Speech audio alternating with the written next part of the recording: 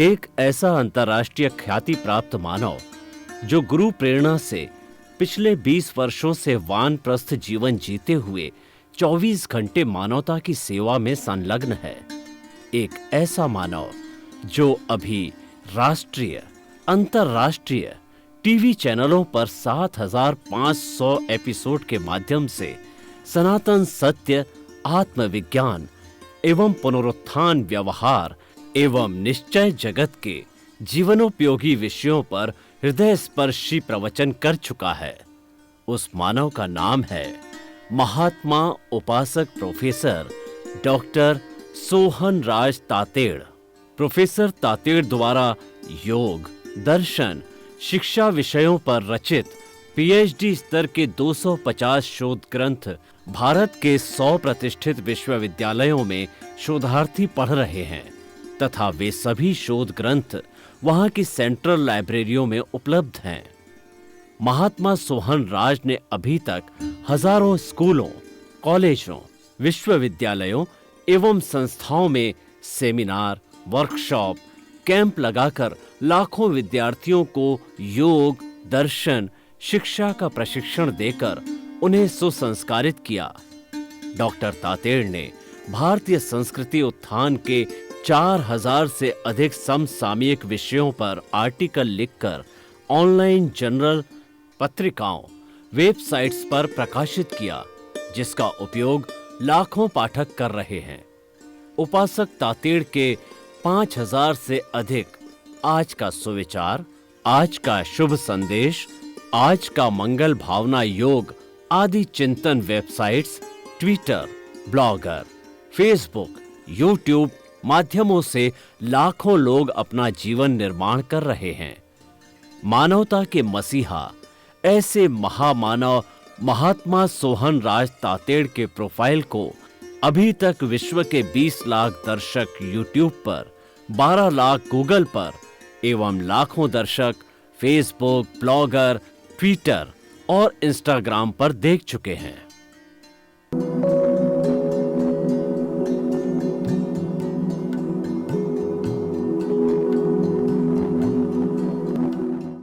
आइए, सुनिए, देखिए, समझिए सनातन सत्य। जैसी दृष्टि वैसी सृष्टि, दृष्टि विज्ञान, कुदरत, कुदरती रचना एवं कुदरत के कानून से शाश्वत सुख की प्राप्ति। जोधपुर के परम पूज्य महात्मा उपासक प्रोफेसर डॉक्टर सोहन राज तातेड़ के निर्देशन में सनातन सत्य, जैसी दृष्टि वैसी सृष्टि, दृष्टि विज्ञान। भाई और बहनों, मातृशक्ति को नमन। हमारी सत्संग उत्तरोत्तर प्रगति की ओर है, क्योंकि सनातन सत्य की बात कही जाती है, अल्टीमेट है। जब ब्रह्मांड के रहस्यों को जानने वाला सनातन सत्य परोसा जाता, उसके बाद कुछ है ही नहीं है। यानी सनातन सत्य कब व्यक्ति को मिलता नहीं है, खुला होता है। तो ये कब खुला होता है? जब खुला करने वाले वैसे ज्ञानी पुरुष हमारे सामने होने चाहिए, अनुभवी, खुद अनुभूति करने वाले होने चाहिए। स्वामी कमलेशानंद जी हमको अनुभूति करा रहे हैं धीरे धीरे सत्संग से माध्यम से। तो आपके सबकी तरफ से मैं स्वामी जी आपके प्रति बहुत कृतज्ञता ज्ञापित करता हूँ। जय सच्चिदानंद। जय सच्चिदानंद। स्वामी जी, ध्यान शब्द जो है हमारे धार्मिक में, सामाजिक में, व्यवहार जगत के अंदर बहुत ज्यादा प्रचलित है। और मेडिटेशन, अनेकों अनेकों तरह के मेडिटेशन कराए जाते हैं। बुद्ध धर्म में विपश्यना है, जैन धर्म में प्रेक्षा ध्यान है और सहज योग वगैरह कितने कितने तरह के जो मेडिटेशन कराए जाते हैं। तो अध्यात्म विज्ञान की दृष्टि से मेडिटेशन को आप क्या समझते हैं? और ये मेडिटेशन जो है हमारे को किस लेवल तक ले जाता है? ज्ञान दर्शन हमारा मुख्य लेवल है, प्रमाण है। क्या ये दृष्टि का विषय हो सकता है मेडिटेशन, या सिर्फ प्रकृति का विषय है? और दृष्टि का विषय होकर के क्या मेडिटेशन करने वाला जो है वो सनातन सत्य को प्राप्त कर सकता है? तो इस तरीके से मेडिटेशन को जो अध्यात्म विज्ञान और सनातन सत्य से जोड़ करके आप बताइए कि करने वाला क्या पॉसिबिलिटी, क्यों मेडिटेशन होता है वो तो मन की एकाग्रता से ही होता है, लेकिन क्या इससे ये पॉसिबिलिटी बन सकती है, वो थोड़ा आप खुलासा कीजिए। प्रश्न के लिए धन्यवाद। आज भारतवर्ष में जो मेडिटेशन शब्द जो प्रचलित है, वो मेडिटेशन एक प्रकार का डिफरेंट लेवल का कंसंट्रेशन है। इसमें शब्द ज्ञान भी आता है, दृश्य भी आता है, ज्योत भी आता है, शून्य देखना भी आता है, अलग अलग कैटेगरीज होती है मेडिटेशन में। तो ये कंसंट्रेशन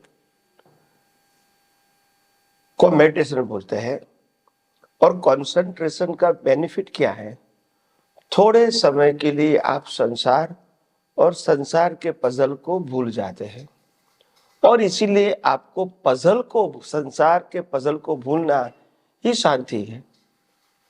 पजल है तो पजल की इफेक्ट है, और पजल नहीं अनुभव में आता है, वही पीस है। तो थोड़े समय के लिए आप मेडिटेशन के माध्यम से शांति अनुभव कर सकते हैं मेंटली, और ज्ञान दर्शन का आप कंसंट्रेट करके जो आपको रास्ता बताया है कंसंट्रेट करने का, शब्द के ऊपर, कोई मंत्र के ऊपर, कोई गुरु के ऊपर, कोई भगवान के ऊपर, कोई ज्योत के ऊपर, शून्य के ऊपर, जहां भी आपको बताया गया है वो कंसंट्रेट करोगे तो बाकी की सब बातें थोड़े समय के लिए हाइड हो जाएगी। ये मेडिटेशन का एक विषय है। हकीकत में मेडिटेशन तो बहुत आध्यात्मिक सब्जेक्ट है, मगर वो सब्जेक्ट था रिसर्च का। हमारे पूर्व में जो ऋषि मुनि थे, जंगलों में रहते थे, वो मेडिटेशन में रिसर्च ही करते थे। मेडिटेशन का मतलब उनके लिए ये था कि रिलेटिव सत्य को भूल जाओ और concentrate in a research to realize the universal truth. मेरा अभी एक ही सब्जेक्ट है, इंद्रिय ज्ञान का सब्जेक्ट मेरा क्या हो गया, खत्म हो गया। अभी यूनिवर्सल ट्रूथ क्या है वही मैं समझने की कोशिश करता हूं। तो इसको मेडिटेशन बोला जाता था। वो मेडिटेशन दो प्रकार के होते थे, खुली आंख का भी होता था, बंद आंख का भी होता था। जब आपको इंटरेस्ट लग गया यूनिवर्सल ट्रूथ रिसर्च में, तो फिर बाहर की कोई अवस्था आपको असर करेगी नहीं, खुली आंख होगी तो भी।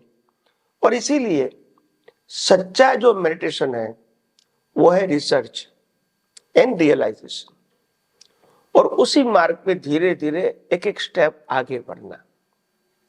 आज हमारे ऋषि मुनियों ने इतना रिसर्च करके, जंगलों में रह के रिसर्च करके ये तो सब प्रमाण बताया, ये कोई किताबों में पढ़ के नहीं बताया है। तो वो अनुभूति कहां से आई? तो वो रिसर्च में कहे। सिर्फ आंखें बंद करके बैठ गए या किसी का ध्यान किया, उससे वो होता नहीं है। तो एक मेडिटेशन उनके लिए एक साधन बन गया। प्रतिष्ठित आत्मा से जोड़ के बताइए। हाँ, उसका विषय। हाँ, तो जो मेडिटेशन जो है वो आम लोग जो मेडिटेशन करते हैं वो तो उनको मालूम नहीं है कि प्रतिष्ठित आत्मा करता है या प्रकृति करती है। उनके लिए तो प्रकृति मेडिटेशन करती है, और प्रकृति की अवस्था को भूल जाना वो मेडिटेशन है। वास्तव में जो रिसर्च होता है वो प्रकृति का सब्जेक्ट, आत्मा का सब्जेक्ट भी नहीं है, मगर आत्मा के ज्ञान प्रकाश की हाजिरी में प्रतिष्ठित आत्मा जिस सब्जेक्ट में डीप में जाना चाहते हैं वो डीप जा सकते हैं, और धीरे धीरे कर्टेन खुला होता है, और खुला हुआ कर्टेन से उनको रहस्य समझ में आता है जो हम किताबों के माध्यम से जानते हैं। तो ये रहस्य खुला होता है, प्राप्त नहीं होता है, मगर जो बात खुली होती है वो सनातन होती है, प्राप्त होती है वो सनातन नहीं होती है। तो इसीलिए कई लोग मेरे को प्रश्न करते हैं कि खुला होने का मतलब क्या है। देखो, लॉ ऑफ ग्रेविटी हजारों करोड़ों लोगों ने लाखों बार देखा होगा कि ऊपर से नीचे चीज आती है, ये कोई नई बात नहीं है, मगर उनको लॉ ऑफ ग्रेविटी समझ में आके कोई भी चीज रखोगे, ऊपर डालोगे तो अपने आप नीचे आ जाएगी। तो उनको ये लॉ ऑफ ग्रेविटी का प्रिंसिपल खुला हो गया, प्राप्त नहीं हुआ, खुला हो गया। हम किताबों में पढ़ के प्रोफेसर के साथ पढ़ते वो प्राप्त होता है, मगर इनको क्या हुआ, खुला हुआ। ये किताबों में पढ़कर नहीं हुआ या किसी की जगह लिखा नहीं था। तो ये भौतिक दर्शन बोलते हैं। तो दर्शन खुला हुआ इसको, इस सिद्धांत का।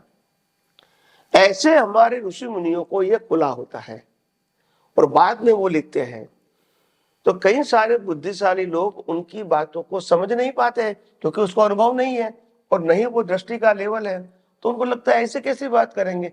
भाई तुम अनुभव के दौर पे आगे बढ़ोगे तो समझ में आएगा ना, ये बुद्धि का सब्जेक्ट नहीं है।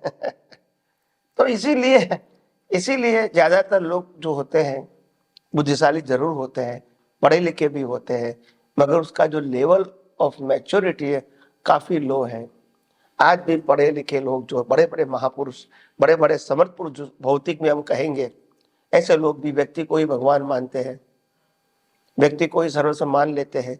यही गलती कर बैठते हैं। हम ये नहीं कहते कि व्यक्ति महान है वो गलत है, मगर वो मार्गदर्शक है। जो बताते हैं इसके वो मालिक नहीं, अनुभव किया है उन्होंने, मगर आम लोगों को नहीं समझ में आती तो उनको भगवान के रूप में देखते हैं। और इसीलिए फिर विज्ञान छूट जाता है। और इसीलिए हम कृष्ण भगवान की गीता पढ़ेंगे तो गीता इसीलिए पढ़ेंगे ताकि उनके माध्यम से हम सनातन सत्य का अनुभव करें, नहीं कि कृष्ण का अनुभव करें। बराबर। तो ये, और इसीलिए मैंने कहा ना कि आध्यात्म विज्ञान जो महापुरुष जो अभी साधु संत बताते हैं ना कि वो एक प्रकार का रहस्यमय सब्जेक्ट है। आप समझे, आम लोग इनको आसानी से नहीं समझ सकते हैं। क्या समझ में आया कि नहीं? उनकी दृष्टि रिलेटिव सत्य के वर्तुल में ही है, तो वो बातों को वो रिलेटिव सत्य में ही ले जाएंगे और उसी एंगल से ही वो देखेंगे। तो जैसे ज्ञानी पुरुष कहते हैं कि ज्ञानी पुरुष में बुद्धि नहीं होती है, वो अबुद्ध होते हैं। तो लोग क्या समझते हैं कि ज्ञानी पुरुष में बुद्धि नहीं है। ऐसा नहीं, ज्ञानी पुरुष में बुद्धि तो होती है और बुद्धि के आधार से व्यवहार भी होता है, उसमें भी बुद्धि आपको दिखेगी। मगर जो बुद्धि व्यवहार के साथ जुड़ी हुई डिस्चार्ज के रूप में है, वो उनको ज्ञान दर्शन को असर नहीं करता है, इसीलिए वो बुद्धि वाले अबुद्ध है। अबुद्ध का मतलब बुद्धि से जो रिएक्शन आता है इनको रिएक्शन नहीं आता, अनुभव में बुद्धि है नहीं। अभी आप समझे। तो एक ओ लेवल से अबुद्ध कहा, अबुद्ध व्यक्ति के रूप में नहीं कहा है, अबुद्ध दशा के रूप में कहा। तो इन्हें कहा ना कि लोग ज्ञानी पुरुष की सिंपल बातों को ऐसे स्थूल ही समझते हैं कि दादा भगवान अबुद्ध है, कि ज्ञानी पुरुष अबुद्ध है, ऐसा नहीं। तो मैंने कहा ना कि भी महावीर भी बात करेंगे तो भी लोग अपनी दृष्टि पर ही ले जाएंगे। इसमें महावीर क्या कर सकता है? महावीर कितनी भी परफेक्ट बात करेंगे मगर तुम अपने लेवल से ही समझोगे, उसमें वो कुछ कर सकते नहीं है। तो इसीलिए अगर हमको मैच्योर होना है तो हमको ही हमारा विजन साइंटिफिक बना के हर बातों में साइंस ही समझना चाहिए, तो ही हमारी मैच्योरिटी आएगी। हर बातों में साइंस छोड़कर रिलेटिव सत्य में चले जाओगे और फिर आप आगे बढ़ोगे, ये पॉसिबल नहीं है। हर बातों में साइंस क्या है वो देखो। साइंस का मतलब लॉ ऑफ नेचर, साइंस का मतलब गुड एंड बैड नहीं, साइंस का मतलब प्रॉफिट एंड लॉस नहीं, साइंस का मतलब पाना और खोना नहीं है। साइंस का मतलब फैक्ट को रियलाइज करना इन एनी सर्कमस्टांसेस, ये बात है। आज लाखों लोगों की हिंसा करने वाले राम मोक्ष में गए, तो इसमें साइंस क्या है?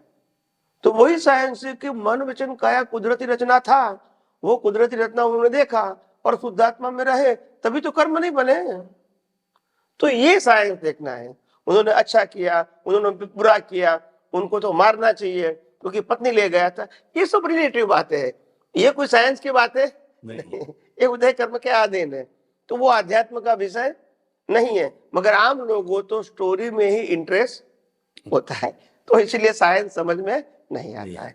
तो साइंटिस्ट को, अनुभवी पुरुष को हर अवस्था में साइंस दिखता है। इसीलिए मैंने कहा science is a vision, is not knowledge. तो अनुभवी पुरुष इसको कहते हैं हर परिस्थिति में वो साइंस देखते हैं।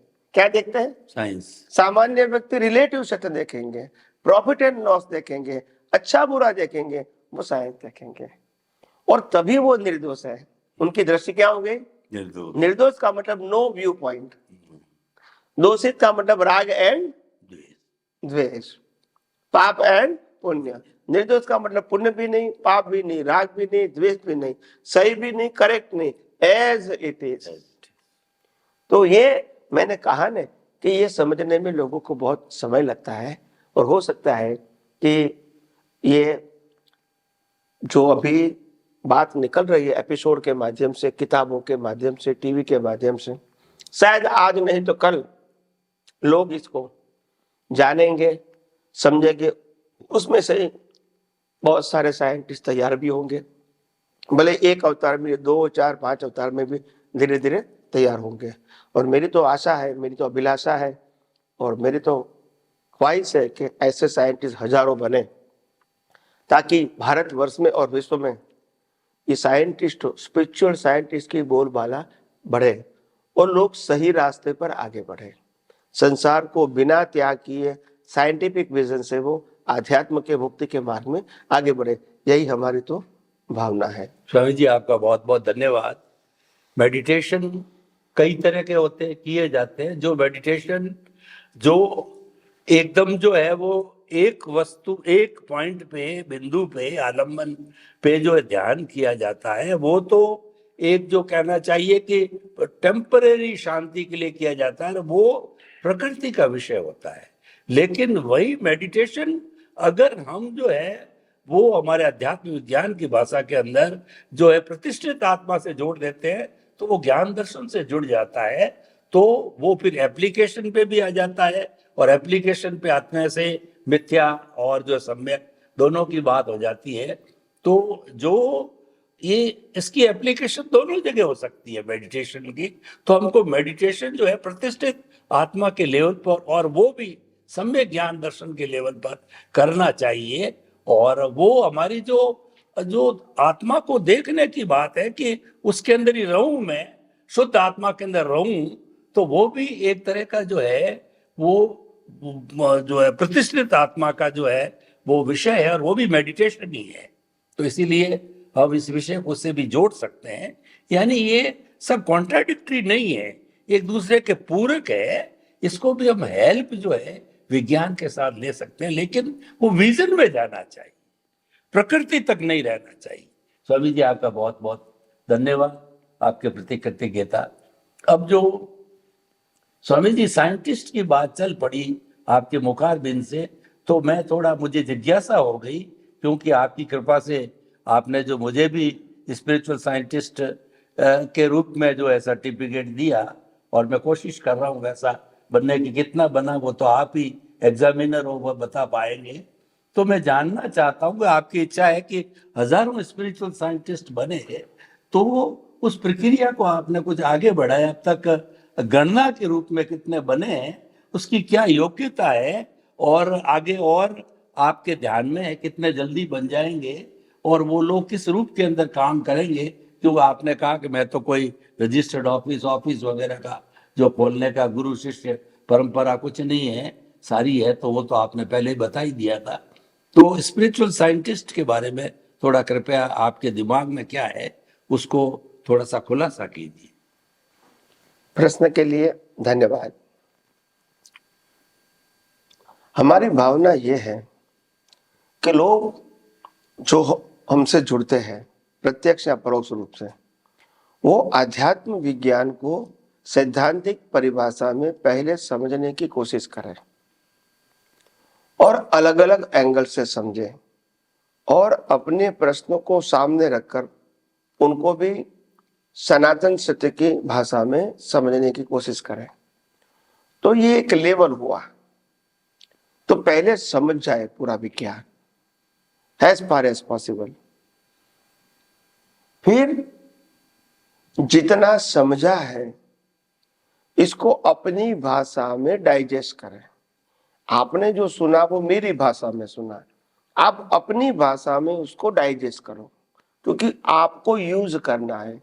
तो जो भाषा आपने डाइजेस्ट किया है वो आपके लिए यूज करने का आसान हो जाए। स्टोरेज करो, यस, संचित करो। स्टोरेज नहीं, आपकी भाषा में समझो। ज्ञानियों की भाषा शायद कभी कभी हाई लेवल की होती है, मगर आप इसको डाइजेस्ट करके, पाचन करके आप इसको आपकी भाषा में सॉफ्ट बनाओ, विजन में ली। क्योंकि वही भाषा से आपको यूज करना है। तो ये सेकंड स्टेप है, अपनी भाषा में। इसीलिए कहते हैं कि श्रुत ज्ञान का मतलब होता है पढ़ा है और सुना है, वो श्रुत ज्ञान है, मगर जो डाइजेस्ट किया है वो मति ज्ञान है। ठीक है, और मति ज्ञान पुरुषार्थ में काम आता है, तभी एक्सपीरियंस होता है। तो मति का मतलब मैं अपनी भाषा में समझा, ज्ञानी की बात जो मैं अपनी भाषा में समझा, वो अपनी भाषा को मैं उपयोग करके अनुभव करूंगा बुद्धिपूर्वक। या तो इसीलिए ये विज्ञान जो है वो पहले जितने एंगल होते हैं इतने समझ समझ समझ समझ करने की कोशिश करो, और जितना समझा है जितना लेवल तक, इतना धीरे धीरे उपयोग करो साइंटिफिक वे से, और अनुभव करने की कोशिश करो। और दूसरी बात तरफ धीरे धीरे और ज्यादा ब्रॉड विजन से विज्ञान को अलग अलग एंगल से समझने की कोशिश करो दर्शन के रूप में। तो ये एक प्रक्रिया है, और ये प्रक्रिया के पीछे मेरा सब्जेक्ट ये है कि मेरे को मालूम नहीं है कि कितने लोग ये विज्ञान को समझ पाएंगे, उपयोग करके अनुभव कर सकेंगे और दूसरे को बता सकते हैं। ये मैं नम्र प्रयास करता हूँ। क्या करता हूँ? विनम्र प्रयास करता हूँ। तो ये प्रयास मेरा ये है कि कैसे भी करके लोग विज्ञान जाने, उपयोग करें, अनुभव करें और दूसरे को बांटे। और ये जो साइंटिस्ट बनाने की जो मेरी प्रक्रिया है, उसमें तो science plus how to express and explain by your own words, यही मैं सिखाता हूँ। साइंस तो मैं बताता ही हूँ, तो वो साइंस और ये साइंस दोनों अलग नहीं है। साइंस तो एक ही रहेगा, मगर साइंस को नए व्यक्ति के सामने किस प्रकार से प्रेजेंट किया जाएगा, इसके लिए मैं साइंटिस्ट बनाता हूँ, ताकि आपको दूसरे को साइंस बताना है प्रैक्टिकल के रूप में, एग्जाम्पल के रूप में। अपने खुद के भी एग्जाम्पल बता सकते हैं, अपनी खुद की भाषा की भी आप डेफिनेशन दे सकते हैं। तो इसीलिए मेरा नम्र प्रयास है कि कम से कम वो 1000 हो जाए। तो अभी कब होगा वो नहीं मालूम है, मैं प्रयास करता रहता हूँ, क्योंकि ये प्रकृति भी संजोग के अधीन है। तो मैं क्लास लेना चाहता हूँ, मगर मेरा गला ठीक नहीं है, आप समझे।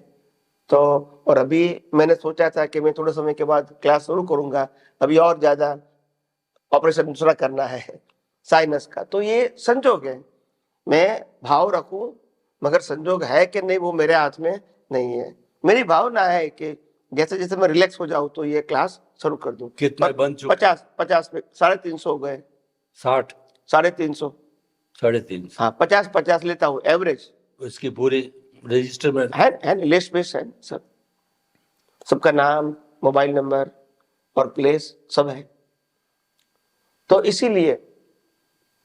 इसीलिए हमने कहा कि ये जो आध्यात्म विज्ञान है वो ज्यादा से ज्यादा लोग पाए, समझे, क्योंकि ये जो बुद्धिशाली वर्ग है, अभी ज्यादातर लोग बुद्धिशाली है, भौतिकवादी है, वो बुद्धिशाली है, थिंकर भी है, भले वो इतने डीप कल्चरल नहीं है मगर विचारक तो है। और खास करके ये जो आईटी फील्ड आया भारतवर्ष में, तब से लोग ज्यादा मैच्योर हो गए बुद्धि के, भौतिक रूप से। और ये विज्ञान समझने में ये बुद्धि आपको काम में भी आएगी, अनुभव करने में कभी बाधा डालेगी, मगर समझने में काम में आएगी है, क्योंकि यहाँ प्रॉफिट एंड लॉस नहीं होता है।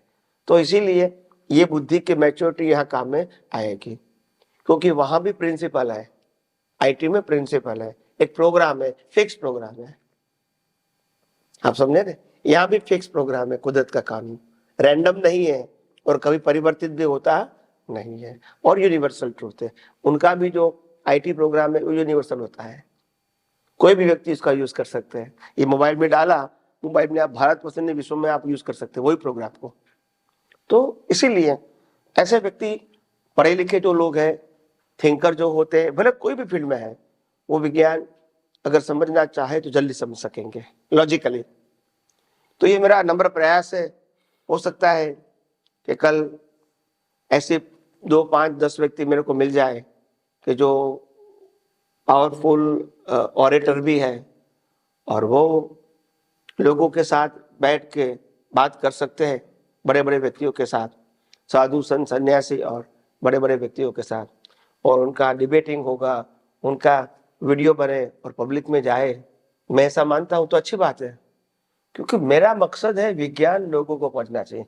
मेरा नाम पहुंचे कि ना पहुंचे वो इम्पोर्टेंट है ही नहीं, मैंने कभी नहीं कहा। तो इसीलिए ये भारतवर्ष में पहली बार 2500-2600 साल में ऐसा विज्ञान निकला है जिसका मालिक कुदरत है, वो खुद बताता है, वो खुद मालिक बनता है नहीं, और नहीं मालिक की भाव व्यक्त करता है कि मेरा है, तुम नहीं बोल सकते। बन भी नहीं सकता। बनता है तो चलेगा नहीं। तो सबको बताया कि आप भी बोल सकते हैं, आप जितना समझे 5% तो बता सकते हैं किसी को, क्योंकि कुदरत का विज्ञान है, मेरा नहीं है, प्रेजेंटेशन मेरा है, ओनरशिप मेरी नहीं है। तो ये इसीलिए इतना बर्थ नेचुरल साइंस निकला है। तो मैं समझता हूँ लोगों को उनका लाभ उठाना चाहिए, और वो मेरी भावना भी है। तो आइए हम धीरे धीरे और भी आगे बातें समझते रहेंगे। स्वामी जी, आपका बहुत बहुत धन्यवाद। आपने जो है साइंटिस्ट की बात कही, आपका लक्ष्य 1000 का 350 बन चुके हैं, और हम तो बड़ी शुभ भावना, मंगल कामना सारे साइंटिस्ट आपके प्रति करते हैं कि आपकी जो प्रकृति है, आपका स्वास्थ्य जो अच्छा बना रहे, आपकी कृपा हमारे पे बनी रहे, और आप इसी तरीके से प्रयास करके नए नए जो है लोगों को खोज करके जल्दी से जल्दी आपका स्वास्थ्य ठीक रहे, तब तक 1000 की जो है वो पूरी हो जावे, ताकि आपकी मंशा भी पूरी हो जावे, क्योंकि स्वास्थ्य भी अपने आप में मायना रखता है। इसीलिए जी कितना कुदरत साथ देती है, कितने संजोग साथ देते हैं, उसमें निर्भर करता है। स्वामी जी, आपके प्रति बहुत बहुत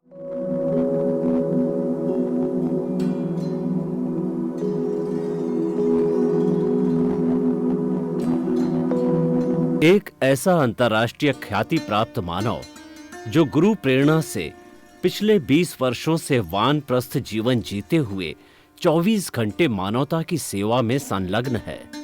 एक ऐसा मानव जो अभी राष्ट्रीय, अंतर्राष्ट्रीय टीवी चैनलों पर 7500 एपिसोड के माध्यम से सनातन सत्य, आत्मविज्ञान एवं पुनरुत्थान, व्यवहार एवं निश्चय जगत के जीवनोपयोगी विषयों पर हृदय स्पर्शी प्रवचन कर चुका है।